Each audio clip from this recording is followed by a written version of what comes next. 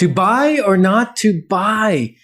Not wrong, just different. Moving forward with the Decker team. Moving forward together with the Decker team. For 30 years, we've had the privilege of coming alongside you and not only helping in buying and investing in real estate, which we've helped over 3,017 families navigate, it's also about growing your finances, growing your fun, even growing your faith, and even growing your relationships, strengthening, healing, and flourishing them. So really 30 years of growing your business, your life, and even your money. And we're back with Sean and Roz. And Roz, I think that was kind of your issue, right? To buy or not to buy. You were kind of on the not to buy, and Sean was on the to buy side. And did you find maybe it was wise to try just one more time after? Yes, there was actually a question that Yetta had asked me, which was, what is the cost of waiting? And that at that moment, I was like, well, whatever. Whatever. Although now, a few years, of wisdom later, the cost of waiting is huge. Well, and isn't part of the cost of waiting that you're still paying for a house? Yeah. It's just somebody else's. Not mine. Yes. Right. Just You not just yours. don't get to own a house because rents continue to go up. Yeah. And okay, purchase prices go up. However, if you keep your mortgage rate great, you keep things organized, it actually, over the long haul, even sometimes in the short haul, rent is higher than the mortgage payment. Absolutely. Including the property tax, including the maintenance, including the insurance, like including all those extra things you might have to put up with when you own. It's still a lower payment.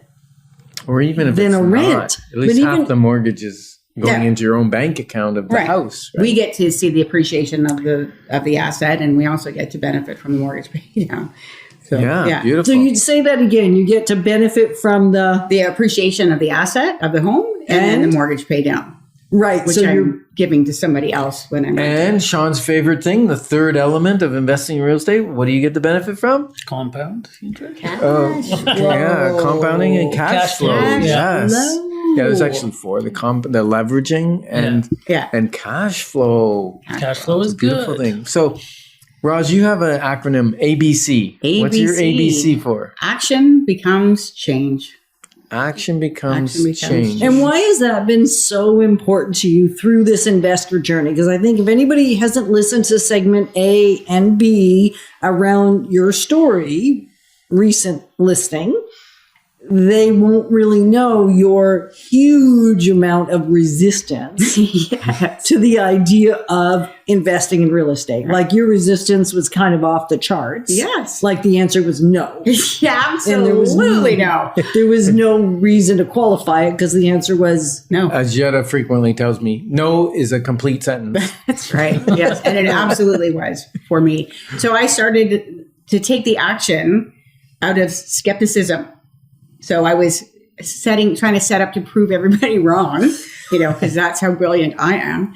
I was going to set up and prove everybody wrong that the system didn't work, or these ideas didn't work, this step didn't work, this map didn't work.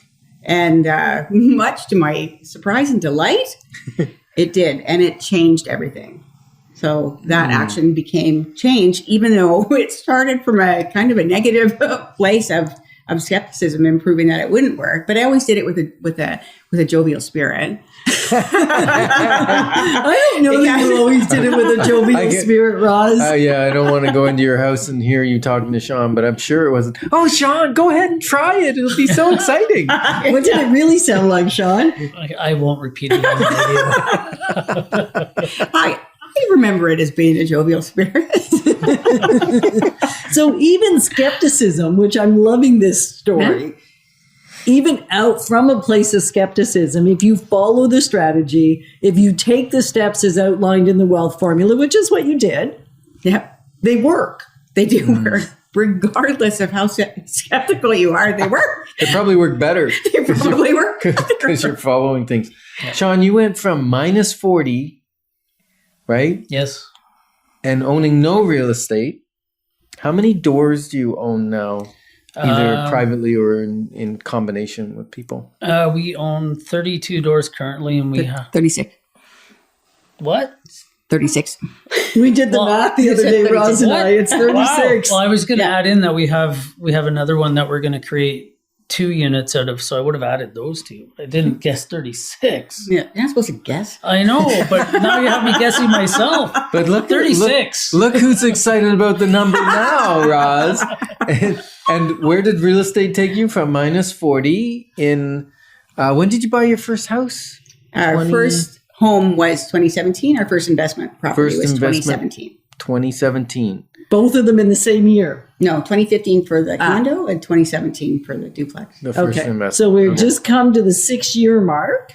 Yes. Since you were never going to buy another home as long as you lived. Never. Never. Yes. And now you have 26 doors. Some are multi-units. 36. Oh, sorry, 36. We both got it wrong. It's okay. It's not my investment portfolio. I don't need to know. Yeah. And then, what's your net worth now? People must want to know. We are sitting just below $1 million. Really? For minus 40. Yeah. Yeah. Well, we better get working harder to get you over that million. Yeah. You're going to buy something else this coming year? There's still time. There's time. There's even time right now. I gotcha. Yeah. And so Let me check my listing from you. that we just got. When we get off the air, we'll go check out the numbers. I did see you sneak over to look at your phone. So you're looking at another listing? Yes. Guilty. So what do you want everybody to know about this journey that you personally experienced? Like, we're not making this stuff up. Yeah. This isn't us as realtors saying this is great, this is wonderful. What do you want everybody to know that might be listening to this episode? If we can do it, you can do it without a doubt. Just follow simple advice from people like Ken and Yetta, and you will get there if you put the work in. Yeah, I've seen you do a lot of work. And like, we make it all sound fun and fluffy, right? You bought houses and then you have leverage and you buy other ones. I've seen you do a lot of work. I've seen you move from your dream home to another home because it had income, and that took sacrifice. And I don't know, in the last 5 years, you've probably moved how many times, Roz? Because I know how much you like moving. I love moving so much. So I believe that we have moved Sarcasm there, folks. 6 times in the last 5 years. Like, yeah, a lot. 6 A lot- times a in lot the more last than 5 most. years.